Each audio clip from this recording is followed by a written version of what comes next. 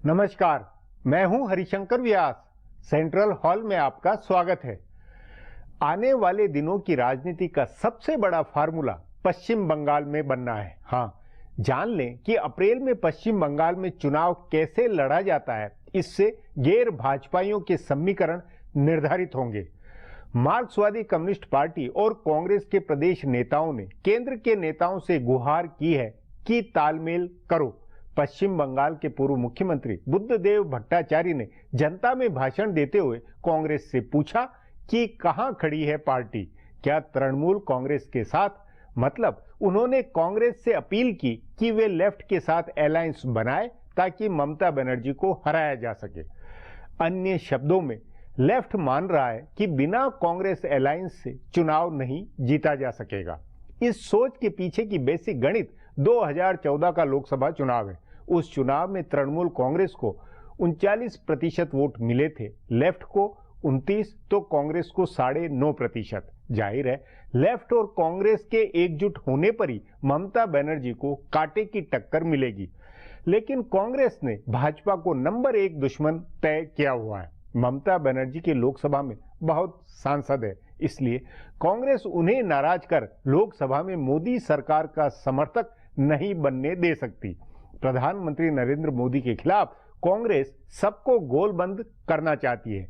Left अपने आप होगा, वह तृणमूल कांग्रेस को भी इस मिशन में जोड़े रखना चाहती है। उस नाते पश्चिम बंगाल में बनती चुनावी रणनीति का बहुत मतलब होगा। आज इस पर चर्चा है, मगर उससे पहले गपशप और खास सुर्खियां है। शुरुआत सियासी गपशप से करते हैं।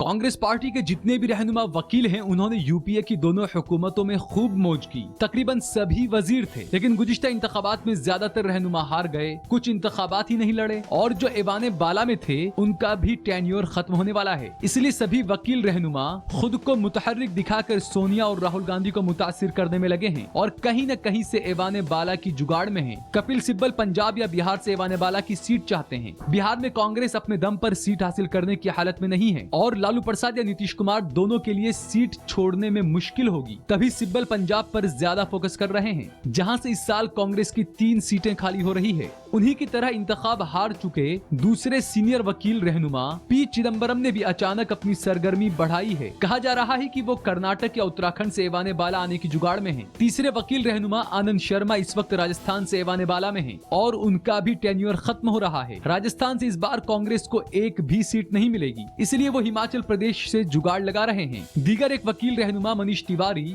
अपने दूसरे वकील साथी अश्विनी कुमार का पत्ता काट कर पंजाब से ऐवाने बाला में आना चाहते हैं। कानून और वजीर खारजा रहे सलमान खुर्शीद के लिए कोई सीट नजर नहीं आ रही है। ऊपर से गुज़िश्ता दिनों वो अपनी लिखी किताब राहुल गांधी को देने गए तो राहुल ने उनको शर्मिंदा करते हुए ये पूछ लिया कि क्या पूरी किताब उन्होंने खुद लिखी है। एक तरफ कांग्रेस पार्टी के वकील रहनुमा परेशानी में हैं, तो दूसरी जानिब बीजेपी के वकला की चांदी हो गई है। बीजेपी में वैसे कांग्रेस के मुकाबले वकालत करने वाले रहनुमा कुछ कम हैं, लेकिन जितने हैं सबको अच्छी जगह मिली हुई है। अरुण जेटली पहले वकालत छोड़कर ऐवाने बाला में हिज़्ब इख्तिलाफ के रहनुमा बन गए थे। वो अब ऐवाने बाला में ऐवान के रहनुमा हैं और वजारत खारजा व वजारत इत्तलातुन नशरियात का जिम्मा संभाल रहे हैं। गैर ऐलानशुदा तौर से वजारत कानून का कामकाज भी वही संभाल रहे हैं। बीजेपी और रामलला के लिए मुकदमा लड़ने वाले रविशंकर प्रसाद को भी अपने मुताबिक की वजारत मिली है। अपने हरीफ वकील कपिल सिब्बल की तरह वो भी वजीर मवासलात बने हैं। सुषमा स्वराज कभी वकालत को लेकर सुर्खियों में नहीं रही, लेकिन वो भी वकील हैं और मरकज के आला 4 वुज़रा में से एक हैं। मजीद एक वकील रहनुमा जेपी नड्डा मुल्क के वजीर सेहत हैं। बीजेपी और उसके इक़्तिदार वाले सूबों के मुकदमे लड़ने वाले मुकुल रोहतगी अटॉर्नी जनरल हैं। सिर्फ राम जेठमलानी और महेश जेठमलानी के लिए मुश्किल हो गई है। मुल्क के मशहूर वकील राम जेठमलानी की नरेंद्र मोदी के तई काफी हमआहंगी थी, लेकिन वो पूरी तरह से हुकूमत मुखालिफ हो गए हैं। आइंदा कुछ दिनों में उनकी ऐवाने बाला की टेन्योर खत्म होने वाली है और ऐवाने बाला से वापसी के कोई इम्कानात नहीं है। उनके बेटे महेश जेठमलानी का भी ऐवाने बाला के लिए इंतजार लंबा हो रहा है। नई दिल्ली की रुकन पार्लियामेंट और वकील मीनाक्षी लेखी दिल्ली में बीजेपी की सदर की दौड़ में शामिल हैं। ऐवान के बजट इजलास से पहले हुकूमत और हिज़्ब इख्तिलाफ की हिकमत अमली तय करने वाले रहनुमा एक दूसरे के खेमे में फूट डालने में लग गए हैं। कांग्रेस की कोशिश है कि गुज़िश्ता दिनों उठे मुतनाज़ा मसलों पर हुकूमत को निशाना बनाया जाए और बीजेपी को तनहा किया जाए, तो दूसरी जानिब बीजेपी व हुकूमत के मैनेजर कांग्रेस को ऐवान की कार्रवाई में रुकावट पैदा करने वाली पार्टी बताकर उसके हामियों से अलग करने में जुटे हैं। बताया जा रहा है कि कांग्रेस और बायां महाज व जेडीयू के कई रहनुमा इस मिशन में जुटे हैं कि बीजेपी की हिमायती पार्टियों को भड़काया जाए। उनको लग रहा है कि टीडीपी, पीडीपी और शिवसेना वगैरह को दलित और अकलियती इदारों वाले मसले पर हुकूमत से अलग स्टैंड लेने के लिए तैयार किया जा सकता है। कुछ रहनुमाओं ने अब तक मुस्तहकम रुख रखने वाले बीजू जनता दल और अन्ना डीएमके से भी राब्ता किया है। असेंबली इंतखाबात के हवाले जयललिता को मनाया जा रहा है कि वो किसी भी मसले पर हुकूमत का साथ न दें। ममता की हुकूमत से बनी दूरी से भी कांग्रेस और उसके मैनेजरों का हौसला बढ़ा है। दूसरी जानिब बीजेपी और हुकूमत के मैनेजर इस कोशिश में हैं कि ममता और बीजेपी भले सूबे की सियासत में एक दूसरे पर हमला करें, लेकिन ममता किसी तरह से कांग्रेस का साथ न दें। इसी तरह मुलायम सिंह और मायावती को भी कांग्रेस का साथ नहीं देने के लिए मनाया जा रहा है। बजट इजलास से पहले ऐवान की कार्रवाई और कामकाज को काबू में करने की दोनों तरफ से काफी संजीदा कोशिश हो रही है। अब आज की सुर्खियां ये लीक से कुछ हटकर है और इनसे देश की दशा दिशा को बूझ सकेंगे।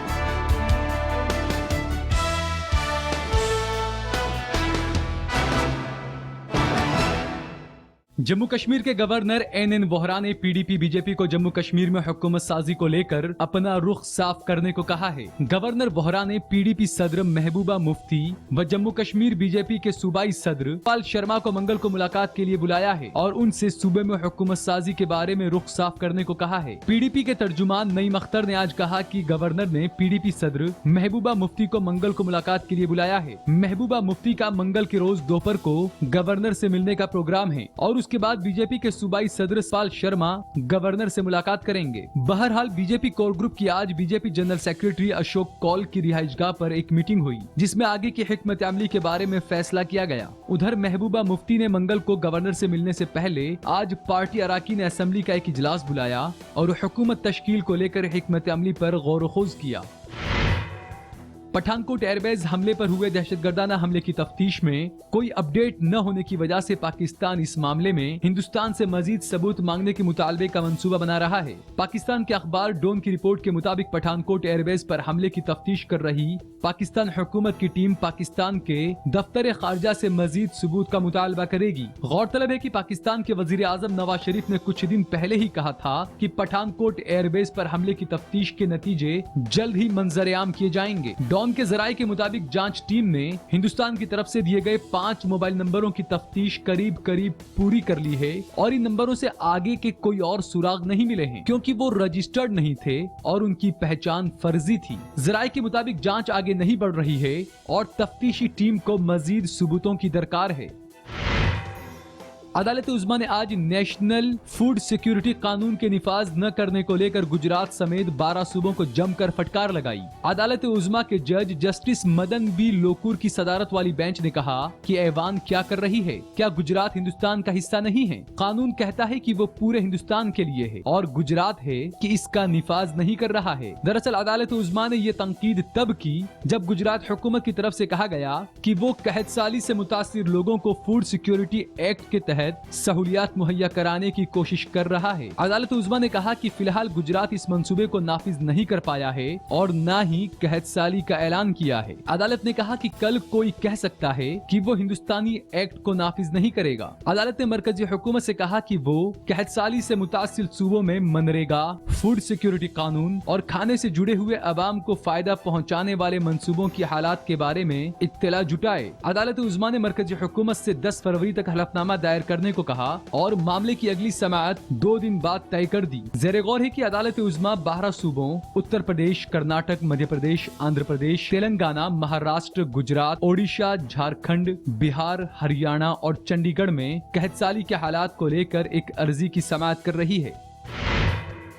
हैदराबाद सेंट्रल यूनिवर्सिटी के पीएचडी के तालिब इल्म रोहित वेमुला की खुदकुशी के बाद चल रहे मुजाहरों के सिलसिले में आज दिल्ली में निकाली गई रैली में पुलिस ने मुजाहिरीन की जमकर पिटाई की। मुजाहिरीन तलबा को डंडे से मारा गया, सिर पर मारा गया और बाल पकड़कर खींचते हुए जमीन पर पटक कर मारा गया। दिल्ली पुलिस की बेरहमी से पिटाई को सोशल मीडिया पर शेयर किया जा रहा है। वीडियो क्लिप में दिखाया गया है कि एक पुलिस अहलकार एक खातून को थप्पड़ मार रहा है। यह खातून अपने साथी मुजाहिरीन पर हमला करने की मुखालफत कर रही है। इसके बाद पुलिस अहलकार ने खातून को जमीन पर पटक दिया। ज़ेरे गौर है कि मुजाहिरीन दिल्ली में झंडेवालान पर मुकीम आरएसएस के दफ्तर के बाहर और वो रोहित के साथ इंसाफ के मुतालबे वाले बैनर अपने साथ लिए हुए थे। फिलहाल अब एक ब्रेक है, फिर खुलासा होगा।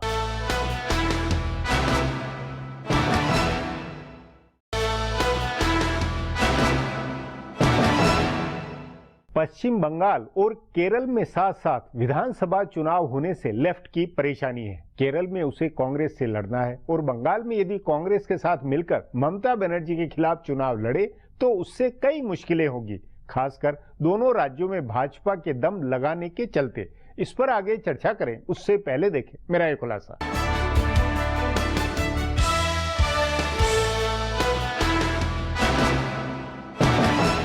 मगरबी बंगाल की इंतखाबी तैयारी बेहद दिलचस्प मुकाम पर है। गुज़िश्ता करीब एक साल में ममता बनर्जी और उनकी हुकूमत के तई हमआहंगी दिखा रही बीजेपी अचानक उनके खिलाफ हमलावर हो गई है। बीजेपी के रहनुमाओं ने गुज़िश्ता दिनों मुसलसल 4 रैलियां की और हुकूमत को निशाना बनाया। दूसरी जानिब कांग्रेस ने बायां महाज के साथ मफाहमत के इम्कानात को तकरीबन खारिज कर दिया है। सूबाई कांग्रेस के रहनुमा और बंगाल के बायां महाज के रहनुमा दोनों चाहते थे कि कांग्रेस और बायां महाज मिलकर लड़ें ताकि ममता को कड़ी टक्कर दी जा सके। लेकिन अब खबर है कि कांग्रेस ने ममता और बायां महाज से बराबर की दूरी रखने का इशारा दिया है। कांग्रेस और बायां महाज के बीच इंतखाबी मफाहमत न हो, इसकी फिक्र ममता बनर्जी ने भी की। तभी अपने गुज़िश्ता दिल्ली के दौरे में उन्होंने कांग्रेस सदर सोनिया गांधी से मुलाकात की। नेशनल हेराल्ड मामले में जब सोनिया और राहुल को अदालत में पेश होने के लिए कहा गया तो ममता बनर्जी पहली और इकलौती रहनुमा थी जो उनके साथ खड़ी हुई। कांग्रेस को भी लग रहा है कि आगे 3 साल की पार्लियामानी सियासत में ममता बनर्जी की बहुत जरूरत है। एवान ज़ेरी में उनके 34 रुकन पार्लियामेंट हैं, जिनकी हिमायत की कांग्रेस को बहुत जरूरत है क्योंकि उसके पास अपने सिर्फ 44 रुकन पार्लियामेंट हैं। कांग्रेस की हिकमत अमली ममता बनर्जी को नाराज करके उनको अपना दुश्मन बनाने की नहीं है। कांग्रेस की कोशिश अभी ये है कि गुज़िश्ता साल 2015 में बीजेपी की हार का जो सिलसिला शुरू हुआ वो जारी रहे। गुज़िश्ता साल बीजेपी दिल्ली और बिहार 2 सूबों में हारी। अगर इस साल वो बंगाल, असम, केरल, तमिलनाडु और पुडुचेरी में बेहतर मुजाहरा न करे तो मरकज की सियासत में भी नरेंद्र मोदी डिफेंसिव होंगे, फिर कांग्रेस का दम लौटेगा। तभी कांग्रेस की हिकमत अमली बायां महाज और तृणमूल दोनों से दूरी बनाने की है। बायां महाज से दूरी की दूसरी वजह जानी पहचानी है। कांग्रेस को केरल में सीपीएम की क़यादत वाले एलडीएफ से लड़ना है जो गुज़िश्ता मर्तबा काफी मुश्किल से हारी थी। अगर बंगाल में उसकी बायां महाज से मफाहमत हो जाए तो केरल में लड़ाई मुश्किल होगी। कांग्रेस भले बायां महाज के साथ मफाहमत नहीं कर रही है, लेकिन इसका यह मतलब नहीं है कि उसकी हमआहंगी उसके तय नहीं है। इस हमआहंगी का इशारा आइंदा साल के पंजाब इंतखाबात में नजर आएगा। पंजाब में कांग्रेस और बायां महाज की मफाहमत होना तकरीबन तय है। कैप्टन अमरिंदर सिंह और CPM general secretary Sitaram Yechury की इस बारे में बात हो चुकी है। इस तरह अब जो तस्वीर बन रही है वो ये है कि कांग्रेस मगरबी बंगाल में बायां महाज और तृणमूल से बराबर दूरी बनाएगी, केरल में बायां महाज से आमने सामने का मुकाबला करेगी और पंजाब में उसके साथ मिलकर लड़ेगी। 3 सूबों की 3 मुख्तलिफ हिकमत अमली का मतलब है बीजेपी को रोकना। तभी ये भी कहा जा रहा है कि बायां महाज और तृणमूल से बराबरी की दूरी रखने की बात कर रही कांग्रेस पर्दे के पीछे दोनों की मदद भी कर सकती है। यानी इन तीनों पार्टियों के दरमियान सीटों को लेकर कुछ गैर रस्मी बातचीत हो सकती है और ये कोशिश हो सकती है कि तीनों एक दूसरे के मजबूत असर वाले इलाकों में ज्यादा जोर न लगाएं। यानी तीनों एक दूसरे का वोट काटने की बजाय बीजेपी को हराने वाला उम्मीदवार उतारें। इसके नतीजे से आगे की हिकमत अमली का अंदाजा होगा। अब एक ब्रेक है, उसके बाद लेफ्ट व कांग्रेस के रिश्तों पर चर्चा करेंगे।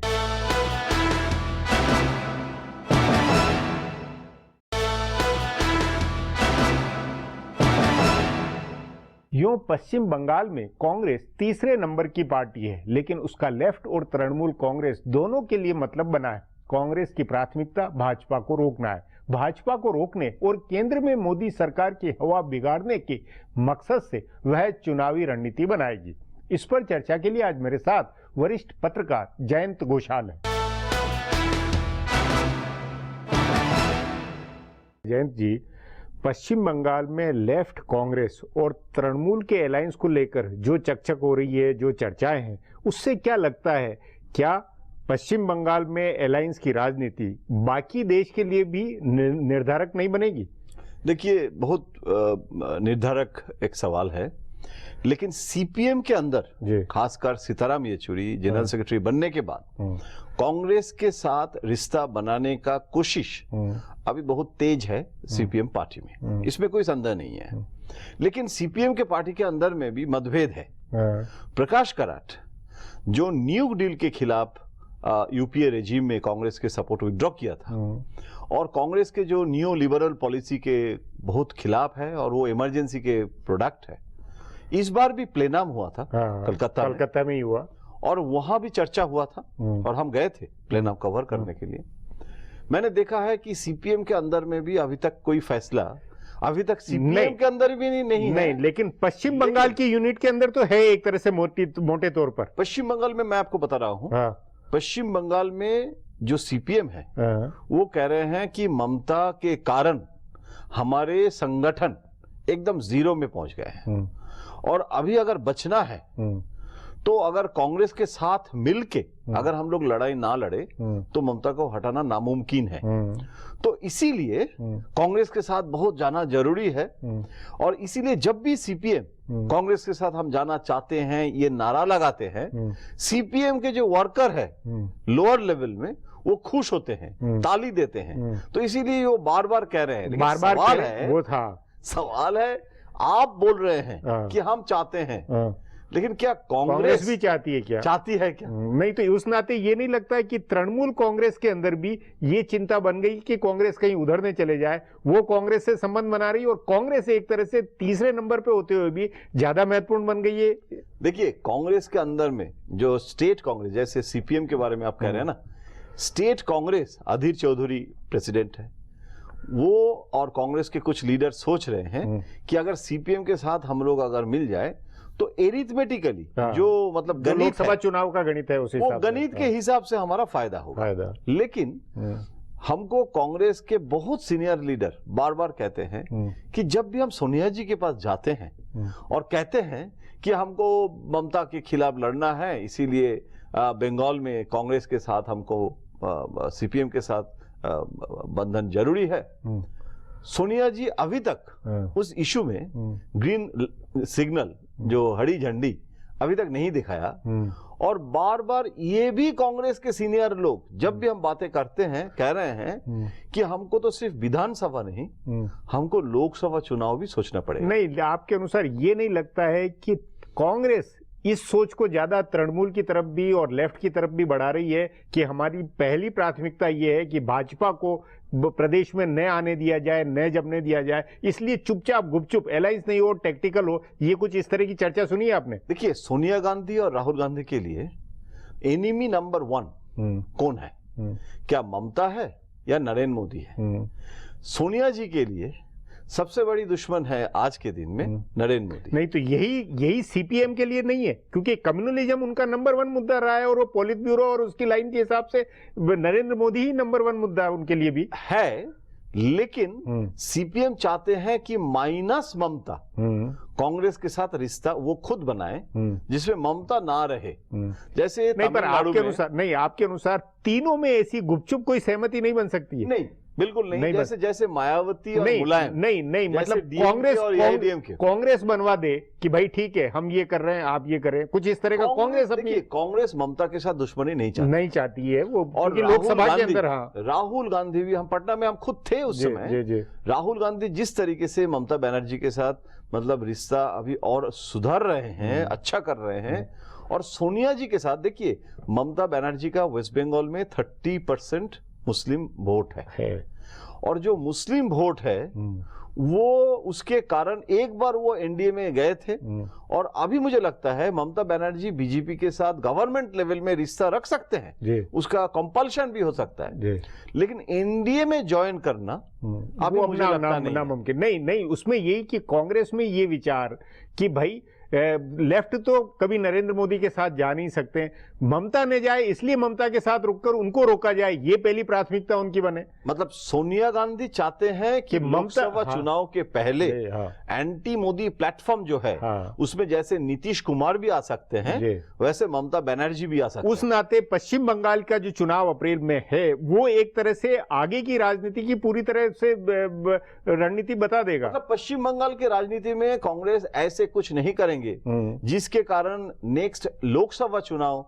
उनके लिए खराब हो जाए। तो इसीलिए जो स्ट्रेटेजी है वो विधानसभा चुनाव के लिए वो प्रायोरिटी जो है, देखिए पश्चिम बंगाल में कांग्रेस तो चीफ मिनिस्टर पश्चिम बंगाल में तो बनेगा नहीं, और पश्चिम बंगाल में कांग्रेस का इतना ताकत है नहीं कि ममता के साथ अलायंस होने के कारण, और ममता के साथ अलायंस मतलब सीपीएम के साथ जो अलायंस है उससे अच्छा ममता के साथ अलायंस है, ये भी बोलने के लिए बंगाल में कांग्रेस में अभी 2-4 लोग हैं। नहीं, पर तृणमूल में भी ये है, ममता बनर्जी भी सोच सकती कि कांग्रेस से कुछ ले देकर तो समझौता हो जाए। बनर्जी नहीं चाहेंगे कि सीपीएम और कांग्रेस में अलायंस हो, इसलिए कांग्रेस के साथ अलायंस बन सकता है। कांग्रेस के साथ अलायंस कर सकते हैं, कुछ सीट दे सकते हैं, इसके पहले गए हैं और उसमें सेकुलर कम्युनलिज्म का इशू नहीं है। और सोनिया जी के साथ भी तो ममता बनर्जी इस बार दिल्ली आने के बाद भी हम देख चुके हैं कि नरेंद्र मोदी जी से जैसे मिले थे वो सोनिया जी से सिर्फ मिले नहीं, नेशनल हेराल्ड के इशू में जिसमें कम्युनिस्ट ने सपोर्ट नहीं दिया उसमें ममता ने सोनिया जी को सपोर्ट दिया। इसलिए ज्यादा संभव है ममता और कांग्रेस में केमिस्ट्री बने, इसके ज्यादा आसार नजर आ रहे हैं। मुझे लगता है कि सोनिया जी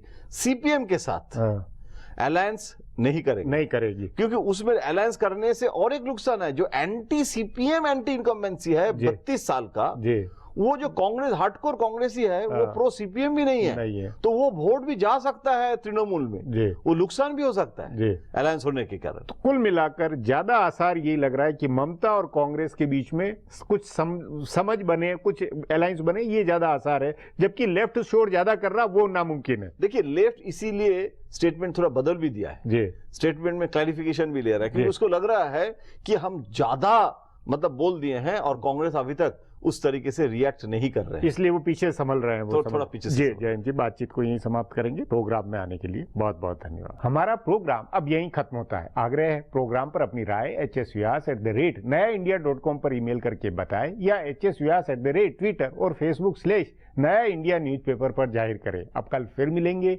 इसी चैनल पर इसी समय।